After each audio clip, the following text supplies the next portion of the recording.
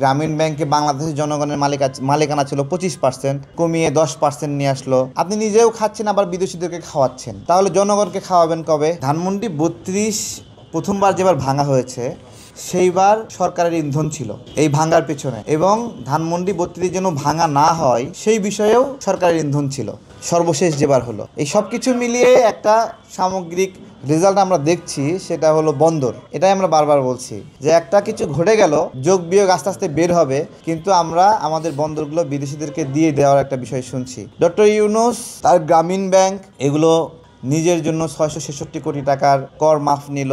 গ্রামীণ ব্যাংকে বাংলাদেশের জনগণের মালিকানা ছিল 25%, সরকারের মালিকানা কমিয়ে 10% নিয়ে আসলো। মানে আপনি নিজে খান, আপনি নিজেও খাচ্ছেন, আবার বিদেশিদেরকে খাওয়াচ্ছেন। তাহলে জনগণকে খাওয়াবেন কবে? এবং দেখবেন তাদের দেশের অভ্যন্তরীণ আইন শৃঙ্খলা নিয়ে কোনো মাথা ব্যথা নাই, কোনো মাথা ব্যথা নাই। কোথায় কে খুন হচ্ছে, কি যাচ্ছে, একের পর এক মানুষ মরছে, এই মৃত্যুগুলো নিয়ে তাদের আইন শৃঙ্খলা নিয়ে কোনো মাথা ব্যথা নাই।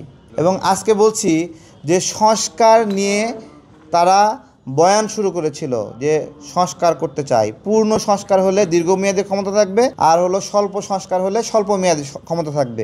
এটাই তো আমি বলছি। আপনারা ভালো করে স্মরণ করেন 11 সরকারের সময়ে যারা ছিল সংস্কারবাদী তাদেরকে পরবর্তী সময়ে গালি দেওয়া হয়েছে কিনা? গালি দেওয়া হয়েছে না? এবং সংস্কারবাদী অনেককে বহিষ্কারও করা হয়েছে। ডক্টর ইউনূসের এই সংস্কারের যে প্রজেক্ট, এই প্রজেক্টের জন্য একসময় মানুষ গালি দেবে।